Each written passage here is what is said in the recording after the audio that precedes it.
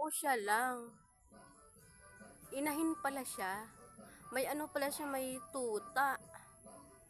Kaya pala pagkagabi, naririnig ko kaluskos ng kaluskos. Ayun, may tuta pala siya. Kala ko siya lang. Galis-gisin kasi siya kaya hindi abandona ng may-ari. Kaya diyan na lang siya tumira. Ginawa niya, naglatag siya ng anahaw. Ginawa niyang bahay-bahay.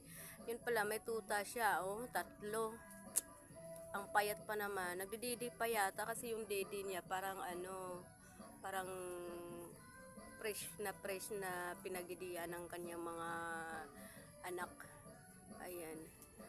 Ay nako.